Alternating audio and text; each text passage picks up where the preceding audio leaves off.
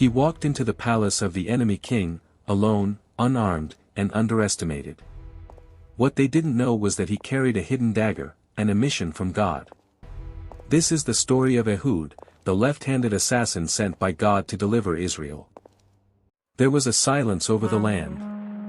A silence not of peace, but of distance. Once again, the people of Israel had turned their backs on the Lord. They had tasted his goodness. They had seen his power. But comfort, as it often does, had dulled their devotion. The generation that once clung to the memory of Jericho's walls collapsing and the sun standing still in the sky had faded away.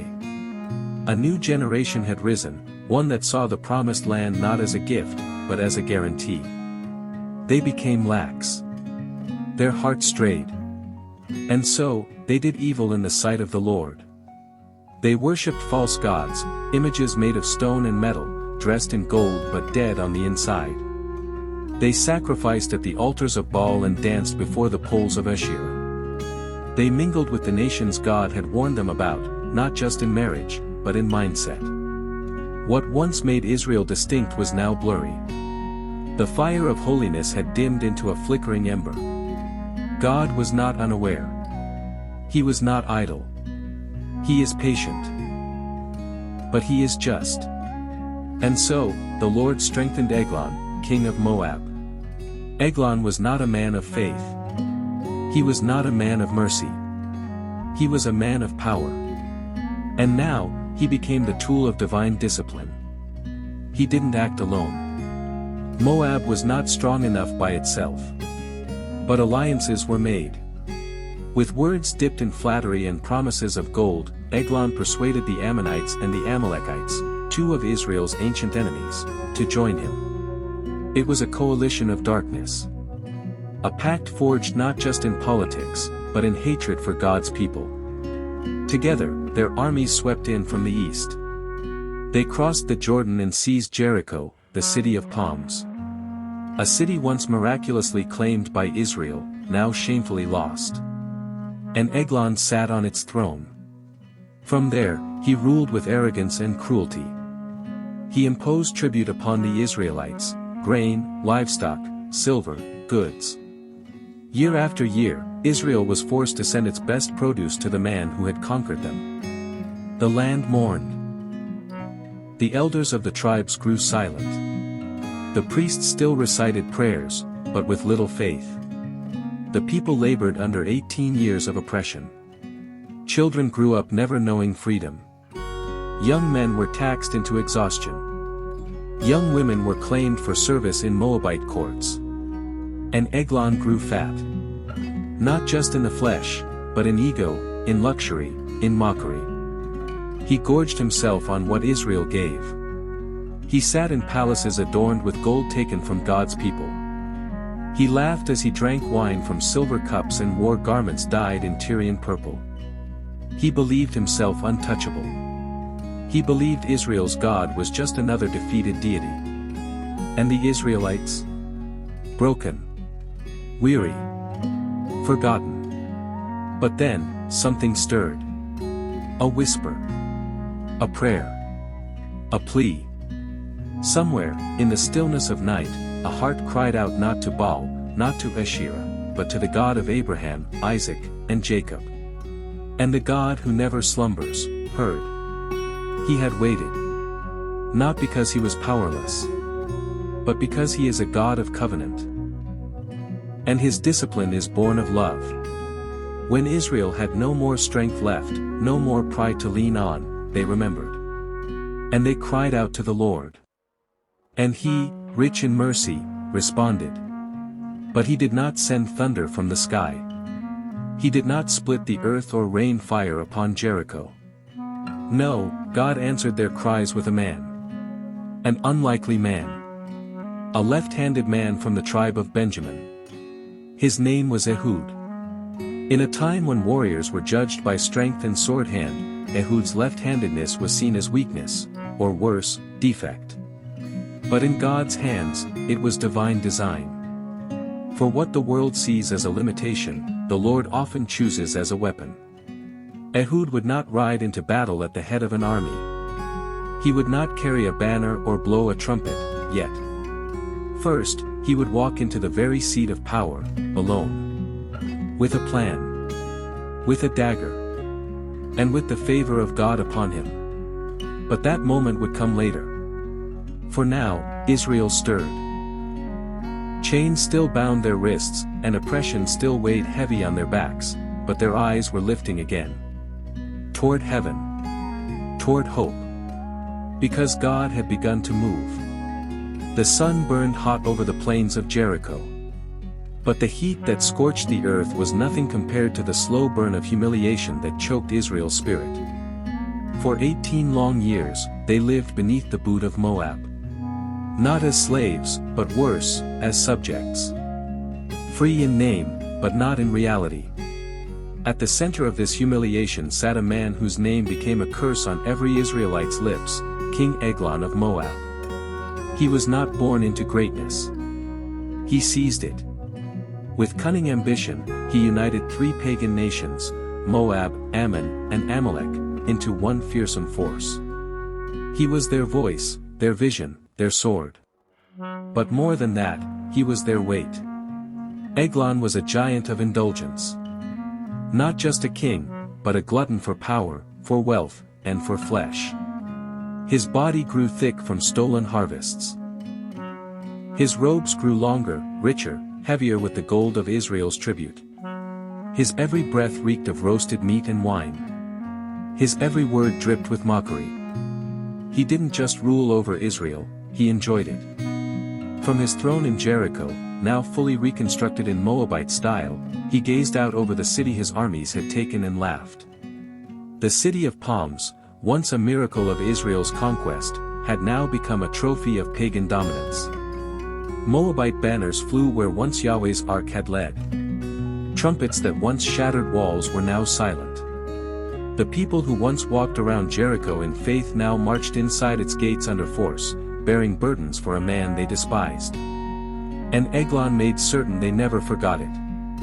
Each year, the tribute ceremony took place, a theatrical humiliation. The elders of Israel were required to gather their offerings, grain, livestock, wine, oils, silks, silver, and send a delegation to Jericho's court. These tributes were not just payment. They were a performance of submission. And there, before Moabite nobles, the Israelites were forced to bow. Bow before the fat king. Bow before a throne they once thought untouchable. Bow before the consequences of their own sin. Eglon reveled in the display. His court was lined with servants, his laughter booming, his flesh overflowing his garments. Even his guards smirked with mockery, watching the former warriors of Israel deliver produce like peasants. He spoke in riddles and cruelty. Tell your God to send fire again. Or perhaps he's sleeping, like Baal. Are your fields so full that you give so generously? Perhaps I should take more. And every time, they left Jericho with heads bowed, fists clenched, and hearts breaking. But somewhere within this slow-motion suffering, resistance began to stir. It began as a whisper between the elders. A flicker of righteous anger among the younger men. A prayer whispered in hidden corners, "How long, O Lord?" And in the shadows of this despair, one man stood out, not tall, not loud, not obvious. He was quiet. Observant. Deliberate. His name was Ehud. A Benjamite. From the tribe known for archers and warriors. But Ehud was different. He was left-handed. To most, that was a disadvantage, something to be hidden. In ancient times, the right hand symbolized power, honor, skill. The left was associated with weakness, even curse. But to Ehud, it was a gift. A hidden weapon the world didn't see coming. He had learned from a young age to hide it. He trained his body to be subtle. He trained his thoughts to be sharp. And God, quietly, patiently, was training him too. In time, the elders chose him to be part of the next tribute delegation. He was young, strong, respectful. A man who could carry heavy loads and speak with honor before the Moabite court. But he had more than offerings on his mind. As he packed his baskets with grain and gold, he also crafted something else, a weapon no one would expect. A double-edged dagger, only a cubit in length, perfect for concealment, precise for assassination. He strapped it beneath his clothes, not on the left thigh where a soldier's sword would usually rest, but on the right thigh. Out of sight. Out of mind. No one would check there. No one would suspect the quiet man from Benjamin. No one but God would know what was about to unfold. As the delegation approached Jericho, the air grew thick with tension. Dust rose from the sandals of oxen. Sweat trickled down faces carrying the wealth of a suffering people. And at the front of it all, Ehud walked in silence, his hand brushing his robe where the hilt of the dagger lay hidden. He did not yet know what would happen inside those palace walls. He did not yet know if he would live or die. But he knew this. God had heard the cry of his people. And the days of Eglon's mockery were numbered. The gates of Jericho stood tall, shadowed by the rising heat of day. Guards leaned lazily on their spears, smirking as the Israelite delegation approached, laden with baskets, sacks, and carts of tribute. The same ritual, year after year. But this time, something was different. This time, Ehud walked among them. He was silent, his eyes sharp. Not the silence of fear, but of preparation. Not a victim of circumstance, but a vessel of intent. The Lord had chosen him. Not with trumpets or prophecy. Not through dreams or signs. But through circumstance, skill, and a moment that only a ready man could seize. Ehud was a Benjamite, a son of the tribe once known for warriors, archers, and cunning fighters. Yet his most defining trait was not his tribal pride, it was his left hand. In a world built for the right-handed, left-handedness was peculiar. It set him apart. Soldiers trained for battle with shields on the left arm and swords drawn from the left hip. But Ehud? He trained in reverse. He was a mirror to the world's expectations. And it gave him the one thing he needed most, unseen advantage. The night before departure, while the others prepared grain and wine, Ehud worked alone in the dim light of his tent. His hands, skilled and calm, shaped a dagger. Not large. Not ornamental. But deadly. The blade was short, just under the length of a forearm, double-edged, balanced perfectly for a clean thrust. He polished the steel until it caught the flame's reflection like lightning in stillness. He wrapped the hilt in plain leather, no markings, no shine. A weapon made not to impress, but to kill. Then, without a word, he took a strip of cloth, bound the dagger tightly to his right thigh, and lowered his robe over it. No one would check there. No guard expected danger from the wrong side. The next morning, as the tribute team assembled, Ehud moved like any other laborer. He helped lift the carts. He walked with slow, respectful steps. But inside, he was fire and resolve. The journey to Jericho was dry and uneventful. But the closer they came to the city, the heavier the tension in the air. Israel's oppression was not just a physical burden, it was psychological. Every step toward Eglon's palace was a reminder of their fall from grace. The city gates opened with a groan. Moabite guards waved them through, sneering at the sight of their familiar faces. Some whispered, some laughed. At the palace entrance, tribute-bearers dismounted and arranged the offerings, grain from the Galilean hills, wine from Judah's vineyards, silver coins from hidden reserves. It was more than enough, yet never enough. Inside the court, King Eglon waited. He lounged on an oversized throne, its legs creaking under his weight. The air inside the chamber was thick with incense, sweat, and overindulgence. The king's robes were rich, purple and crimson, stretching across his massive body. His fingers were adorned with rings. A gold crown barely rested atop his wide forehead. When the Israelites entered, they bowed. They always bowed. But Ehud's eyes did not fall fully to the floor. He watched. He watched the guards by the pillars, alert but uninterested. He watched the servants fanning the king. He watched Eglon's eyes, how they glazed with boredom as the tribute was presented. This was his moment. The tribute was received. The processional ceremony began to conclude. As the Israelites turned to leave, Ehud walked slowly, but his mind raced. This would be suicide unless the timing was perfect. He had to be alone with the king. He had to get the guards away. He had to create a moment of false security. As the delegation exited the city gates, Ehud stopped. The guards turned to him. "Why aren't you leaving?" He answered with confidence. "I have a secret message for the king." The phrase was enough to provoke curiosity. A secret message? From Israel? For the king? He was allowed back in. Alone. No cart. No companions. Just a man, and a message of judgment strapped to his thigh. The palace guard led him through corridors lined with marble and bronze. Moabite art decorated the walls, scenes of battles, idols, and mythic beasts. But Ehud's focus never wavered. When he was announced before the king again, Eglon dismissed his court. He waved a fat hand, and the guards and attendants bowed and exited the chamber. Now it was just the two of them. A king. And a left-handed man with a secret. Eglon squinted. "What message do you bring?" Ehud stepped forward slowly. Then stopped. And locked eyes with the man who had oppressed his people for 18 years. And he said, with quiet authority, "I have a message from God, for you." Those words, not from Israel, but from God, cut through the air like the blade that would follow. Eglon, curious and amused, began to rise from his seat. He leaned forward, eager to hear.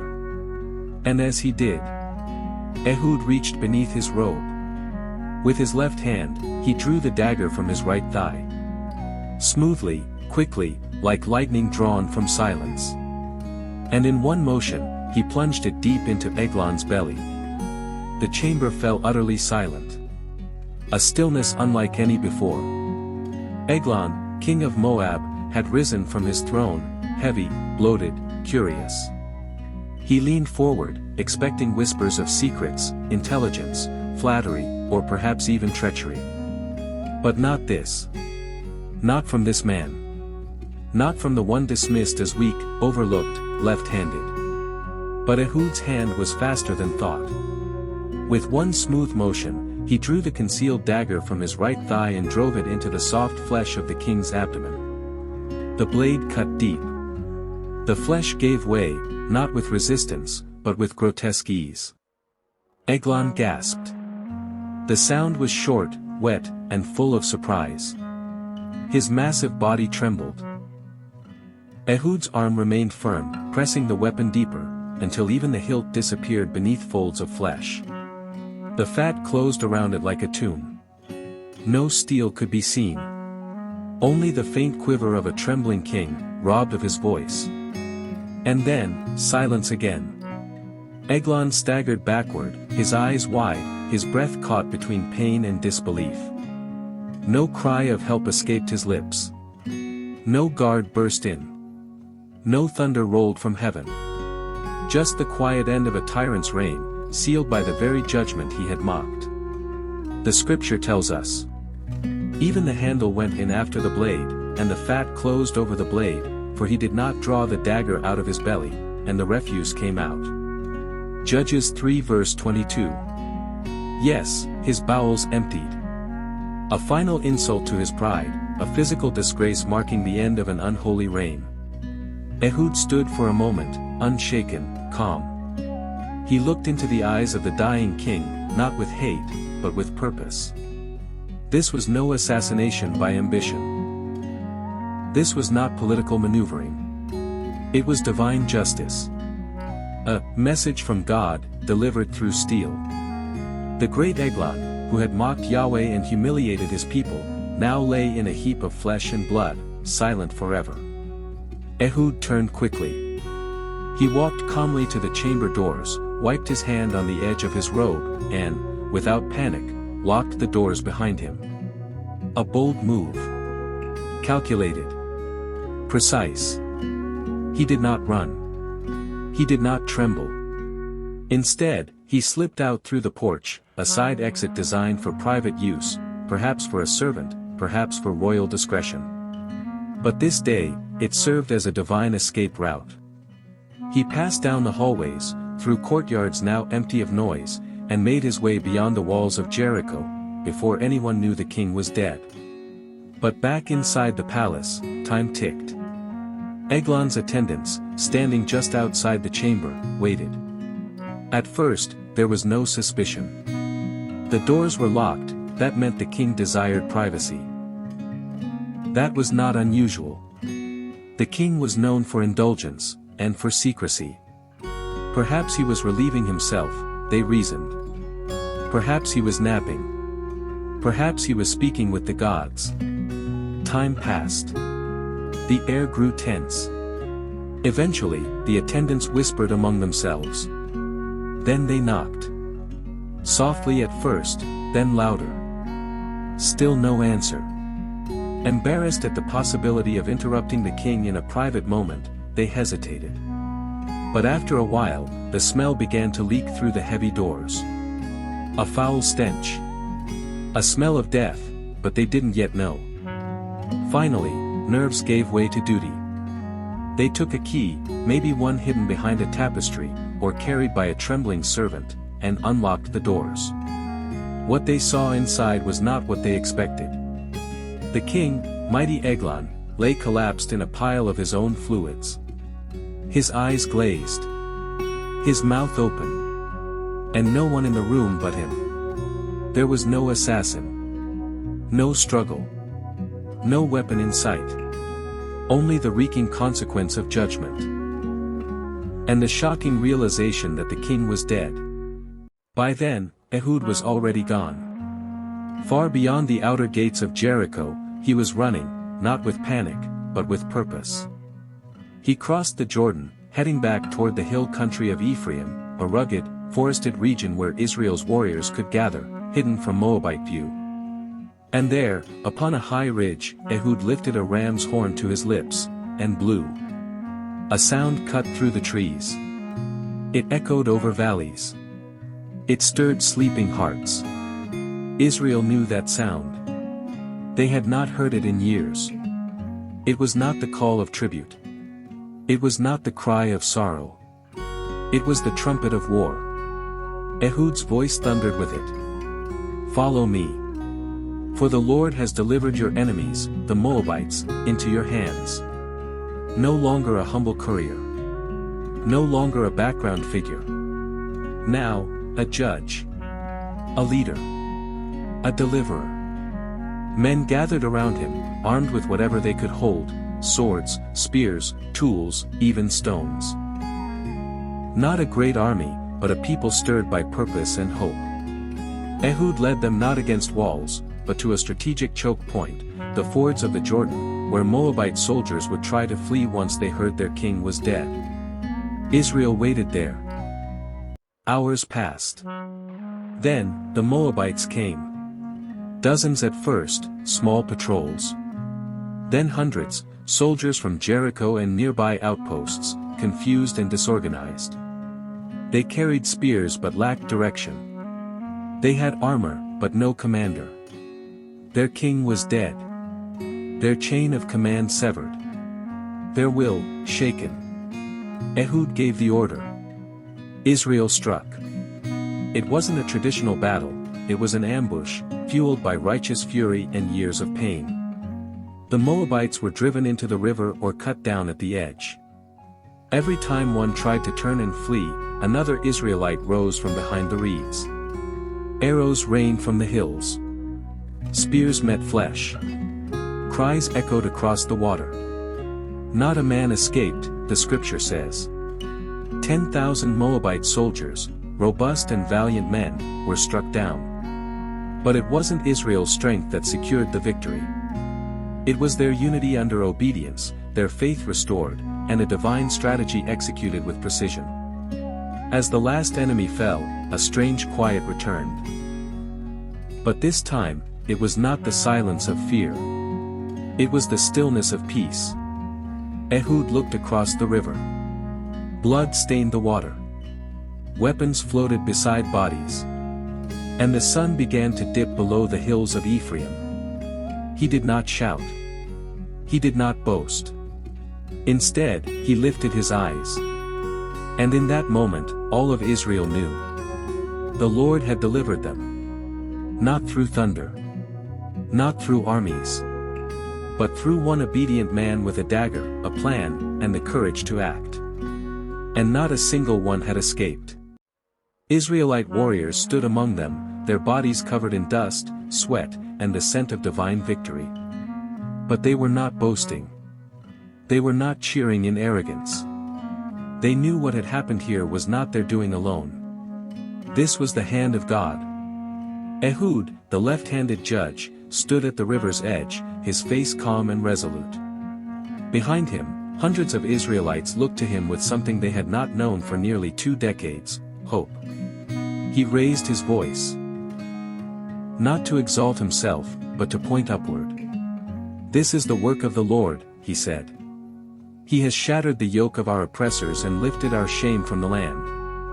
And the people bowed their heads. The fear that had gripped their hearts for 18 years began to break. Like a fog lifting after a long night, their spirits began to clear. The burden they carried, of guilt, of disobedience, of silence, was beginning to fall away. The victory was complete, but the work had just begun. They didn't return to their homes immediately. First, they walked through the places once held by Moab's garrisons, outposts, storehouses, tax centers. They found scrolls of taxation, filled with the names of Israelite families and the weights of tribute they were forced to deliver. They found idol shrines, erected on altars where Yahweh's name was once praised. They found Israelite sons and daughters, kept in Moabite quarters, some born in captivity, others taken as servants. With every step, their hearts burned with both grief and resolve. But now, they had the power to reclaim. They tore down the shrines. They burned the scrolls of bondage. They freed the captives. And in the center of every village, they rebuilt the broken altars of the Lord. Men returned to their homes and kissed their wives again, not with sorrow, but with joy. Children ran through the fields without fear of foreign soldiers. And women, once bowed under the burden of servitude, lifted their hands in praise. The land began to heal. Jericho, the once conquered city of palms, was now free. Moabite symbols were stripped from its gates. The palace where Eglon had mocked the God of Israel now stood empty, silent, like the tomb of a fallen tyrant. Some wanted to burn it down. But Ehud said no. "Let it stand," he declared. As a reminder of what happens when men mock the living God, and what God can do through one obedient servant. And so it stood, scarred, but silent. Ehud returned to the hill country and began to judge Israel, not as a king, but as a servant leader. He didn't build statues of himself. He didn't claim thrones. He sat at the gates of the cities and heard the people's cases, settled disputes, and taught the law of Moses again. He restored justice, not just politically, but spiritually. The people remembered how they had strayed. And they did not forget again, at least not for a long time. Under Ehud's leadership, Israel knew peace. Not for a year. Not for a season. But for 80 years. 80 years of planting without fear of theft. 80 years of raising families without dread of tribute. 80 years of gathering for worship without guards watching overhead. It was more than political stability. It was covenant renewal. The people turned back to the Lord. They taught His word again in homes, under fig trees, in the city squares. They sang the Psalms of Moses and remembered the deliverance of Egypt. And now added to it the story of a dagger, a left hand, and a God who still sees. Fathers pointed to their sons and said, Do not forget what the Lord did through Ehud. And sons would respond. Even if the world calls you weak, the Lord can make you strong. Ehud himself grew older. His hair turned gray. His face bore the lines of a man who had carried a nation on his shoulders. But he never boasted. He remained humble, always pointing the people upward. And though his hands aged, his heart remained sharp. He never lifted the dagger again. But its memory, the moment of divine intervention in a locked chamber, would echo for generations. Even today, his story remains a testament. That God does not need mighty armies.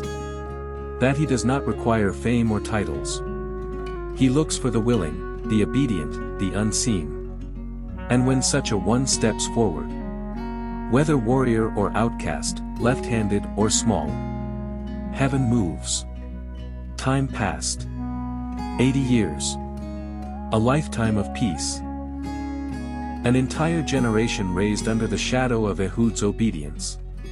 The fields of Israel bloomed once again. Children played without fear of foreign soldiers. Altars were rebuilt, not to Baal or Asherah, but to Yahweh, the God of Abraham, Isaac, and Jacob. But eventually, Ehud passed into history. There was no royal tomb. No statue carved into stone. No national holiday in his honor. Just memories passed from father to son, mother to daughter. There was once a man, quiet, left-handed, overlooked. And through him, God silenced a kingdom and restored a nation. The story of Ehud is not just about a dagger, or a dead king, or even a military victory. It is the story of a God who watches. Who waits. And when the time is right, acts. But more than that, it is the story of what kind of person he chooses to act through. Ehud was not the obvious hero. He had no army. He bore no prophetic title. He didn't stand tall in the eyes of his people. But in the eyes of God, he was available. He was faithful. And he was ready. God didn't need a general. He needed a servant. A man willing to carry a dagger into a room no one else dared enter. A man who could walk in silence. And strike when the Lord whispered, "Now." That is the legacy of Ehud. It's not about violence. It's not about glory. It's about obedience, in secret. In stillness. In courage. It is about trusting that even when the world does not see you, God does. To be left-handed in Ehud's world was to be marked as less than. To fight differently. To walk differently. To write differently. And yet, God had prepared him for that very reason. Because when the moment came to carry a weapon past the guards, no one checked his wrong side. What the world saw as a limitation, God saw as a design. A secret advantage. A holy setup. And so, he used him, not because of his strength, but because of his willingness. That's a word for every generation. Because even now, God is not looking for the strongest. Not for the most eloquent. Not for the most followed on platforms, or the most educated in institutions. He is still looking for the one who says, "Here I am, Lord. Send me." The one who is willing to carry a hidden weapon of truth into the chambers of lies. The one who is not afraid to walk alone if God walks beside them. The one who doesn't need to be celebrated, only to be faithful. In a world filled with noise and flash and pride, the spirit of Ehud whispers. You don't have to be seen to be chosen. You don't have to be loud to be powerful. You don't have to fit the mold, to be used by God. And to the one who feels invisible, overlooked, or unlikely, Ehud's story declares boldly. You are exactly the kind of person God delights in using. Because God writes his greatest stories with unlikely pens. A shepherd boy slays a giant.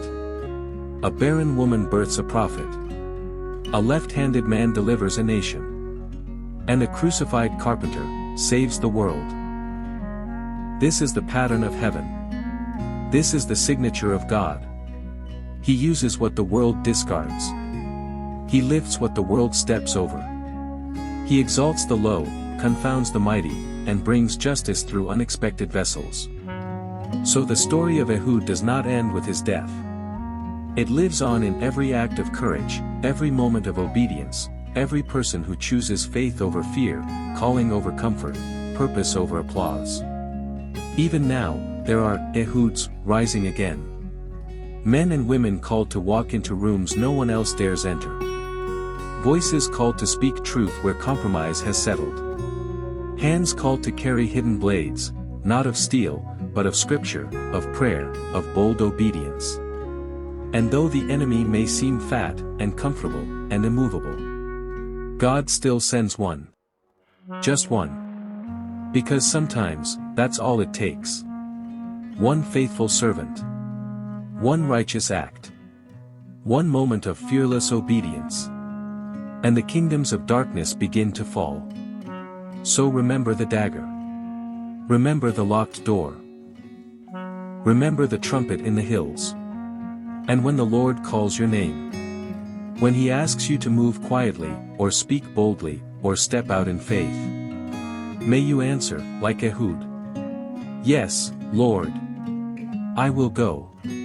Ehud's story isn't just about a dagger. It's about trust, obedience, and quiet courage.